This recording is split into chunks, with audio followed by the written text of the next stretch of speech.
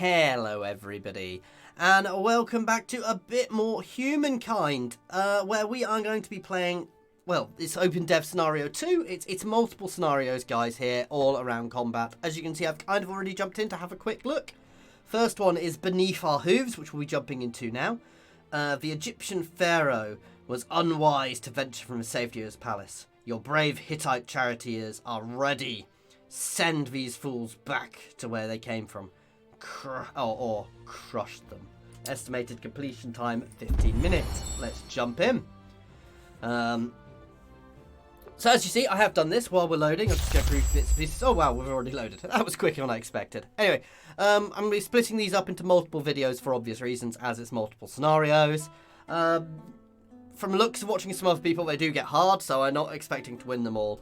And obviously, on this one, because it's shorter, I'll show you a bit of feedback. I'll do some feedback on my video as well, and explain how I'm giving it, why I'm doing it, because good feedback is always important for these sort of things. Anyway, Beneath Our Hooves, the Battle of Kadesh. The city of Kadesh has been a vassal of the Hittites for years. And for years, the kingdom of Egypt has coveted it. But the Egyptians are now sending an army to seize the city. To arms, Hittites! Let's make the pharaoh kneel before our might. The Egyptian Makaba seem weaker in close combat. If only you could safely cross the river. Okay, so our objective is to win the battle. We've got our charioteers here, who are melee charioteers. Good strength, movement of 6, and a range of 1, obviously. So they're close combat cavalry, a close combat unit that ignores enemy zones of control, particularly good at running down ranged units. Suppression, the targeted unit can either move or attack next turn, but cannot do both. That's nice. And you've got the Egyptians here, who are Makabata, however I say that. It's a lightweight chariot with ranged, obviously quite clear. They receive a penalty of combat strength when defending its close combat attacks. Move and fire. Can keep moving after making an attack. Okay. So, where do I want to attack from? They've got quite a lot of range of high ground, which I dislike. That's probably the best because I can flank them a bit, or I could go from there, giving them even more high ground. Let's not do that. Let's go straight in, guys. The confirmation phase, we've had some of this before, so basically this is where we choose whether we want to attack or retreat. And the deployment phase, you can move your unit anywhere on your side of the battlefield. Elevation will give better vision and combat strength. Okay, and deployment phase, yeah, we've just done that. I can also toggle auto battle if I want to.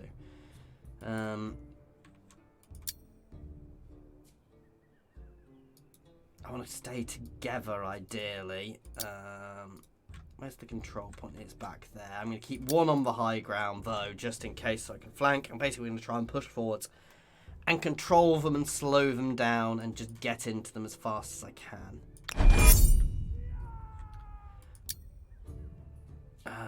So here, I'm going to move forwards and go in from sight. So where's best? So if I go in from there, vulnerable to close combat. If I go in from here, seem to be doing more. I'm getting flanking bonuses if I come in from here because I'm from behind. So we're moving to the side and then hitting them. Much better damage. And I'm pretty much wiping them out in one go. Oh, there's another guy. So battle round, obviously quite self-explanatory, guys. I don't know why it's so quiet when I'm attacking them. I want to get in. While I could finish them off, I want to get in and attack them. Because that, with my suppression ability, it stopped. They can move and attack, which is lethal. Because they can attack me, then run away. Whereas now we've got a choice of running away or attacking me. You can come in and finish them off. Though I'm attacking uphill, which was a bit foolish of me, but it's easy enough. And you are going to try and ford the river, because crossing the river slows you down. You get slowed down on the river. It's not really 100% clear of that, but when you go across the river, you get slowed down. Okay, so they've got one back there who I want to try and chase down. Ooh, and you see, they're all focusing firing this unit, which is doing a hell of a lot of damage. Oh, but he didn't. That's useful.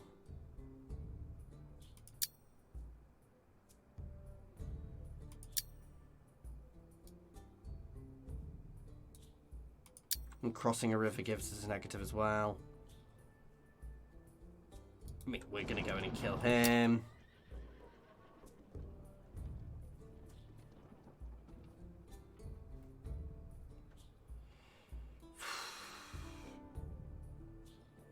We will die, but at least we will pin them. Because he's going to die next turn anyway. Though I guess he'd have wasted some of one of their shots to die. Oh, he didn't die. Okay, I'm impressed. It's not the best attack.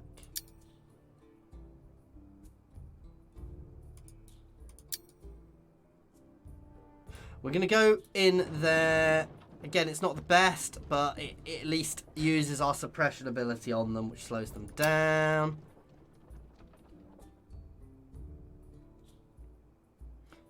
And you're going to come back up there from the side and hit them, which means they don't have the height advantage like they did for the other guy and kills them. Okay, there we go. Whew.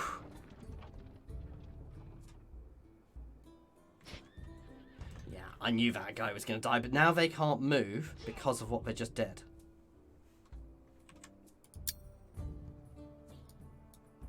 Get you in and kill to hit them.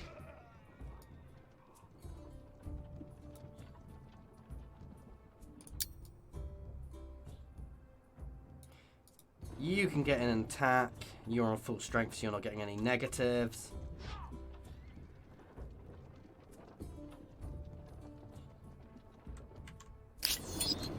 Victory! Okay, so that was good. It was quite simple what we were doing. I'm not going to admit the fact that I lost that first time I did it.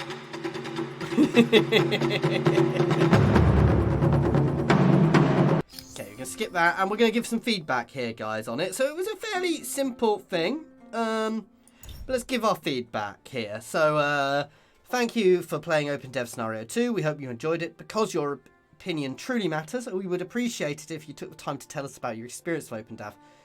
This survey will not take more than 10 minutes and will greatly help the team bring Humankind to the next level. How many times have you played this? I've actually played through this 3 times now. What's your overall experience with this OpenDev scenario? I'm satisfied. I'm not very satisfied, but I am satisfied. How likely would you be to recommend the Humankind OpenDev to a friend? I would highly recommend it. It's a really good idea. It's a good way of seeing the game. It's a good way of playing it and giving feedback on it. It's a really nice way of giving that feedback to make it a better game. How likely would you be to recommend the Humankind game to a friend based on your experience of OpenDev? I would recommend it. Okay, that's not what I want to talk about. How easy was the battle? Neither difficult nor easy, I will say, actually, because it took a little bit. Once I was used to it, it would get better. What did you think of the level of difficulty? Neither too difficult nor too easy. I think it's about right. How interesting was the battle? Somewhat. I got to see lots of new units. What following elements explain what made it interesting? The terrain and the units, to be fair, would be the key things there, because of the way I had to think about the terrain and the units to really do well in the battle. How well did you understand movement? Now, this is the 3rd time I've played it, but I would actually say not really, because it's not always clear to me what is slowing you down and what is moving you. It's not always clear from the UI. I feel the UI could use a few better elements, which I will come back to in a minute. Did you understand how damage was calculated? Somewhat, though we'll get back to that in future videos, because of flanking's not always clear to me when I'm getting flanking.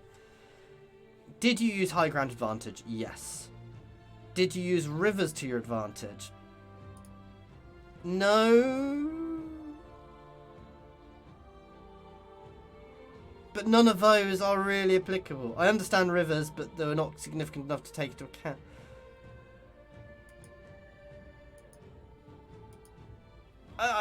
I just didn't have the opportunity. I'm going to answer yes, because I didn't.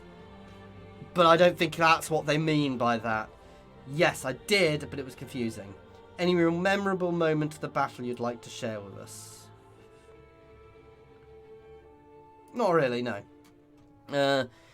Did you take advantage of the Hittite's chariot special ability? Yes. Which of the following special rules had an impact on your battle? They are? Egyptian chariots are stronger against cavalry. I didn't even realise that. Ranged attacks work better if they have a clear line of sight. I guess we used that one. So making them weaker. What was your favourite part of the scenario? The special ability. The Hittite special ability. Suppression ability. I know I am misspelling everything horrible. What's your least favourite part? The range of the archer units. They have a range of 3, which is too long, especially on a unit which can move.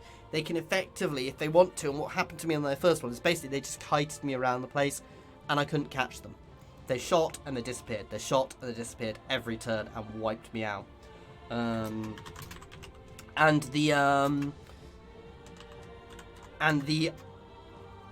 to phrase it? And the fact that movement impact on rivers weren't clear.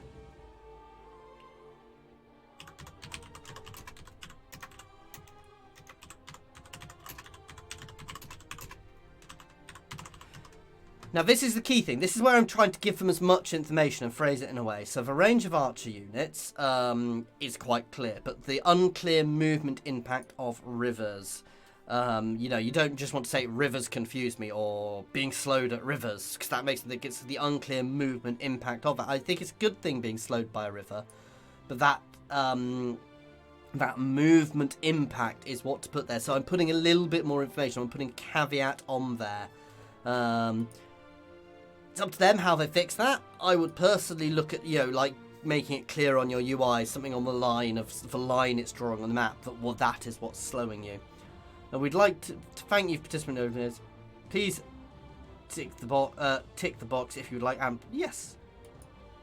I would like my name. Is there anything else you would like to share with us regarding your experience? Not really at the moment. So there you go. That's it. So key things though there, guys. As I mentioned, when giving feedback, make sure you put caveats in there if you can. So don't just say, oh, this was rubbish or B was rubbish. So I particularly liked the Hittite ability to suppress the enemy, so that was something really good, but that I don't need to put that caveat on for.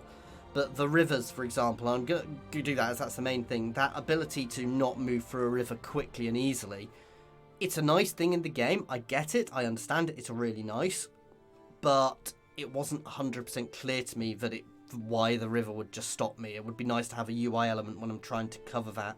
So maybe as you're pulling out a thing which says numbers for how many bits of movement it's using, that's for them to work out, however, and I'm sure their UI team will look at that because I'm not the only person who's commented on that. Also, the range of the archers 3 is very long, especially for a unit which can kite you like that. As a player, with those Egyptian units, I would just kite you around the map in circles. So, in fact, maybe I should have added a caveat on that. Having such a long range on a fast-moving unit makes it really, really easy to kite. So there you go. I'm improving what I said there, and I will put that in on the next one I do. I'll have to redo that playthrough to add that to it now, and I feel a bit bad I didn't put that extra caveat on. So the more information, the better. Anyway, as always, thank you for watching. If you are interested in getting involved in OpenDev, there is a link to that down in the description, guys. King of the Hill will be coming up next, probably later today. This is a much harder scenario. I may or may not win it in my video. We'll have to wait and see. Thank you for watching, guys, and if you have enjoyed this, please do like and subscribe. And as always, a big thank you to my patrons. You really do help make all this possible. Again, link to my Patreon down in the description. Thank you for watching all.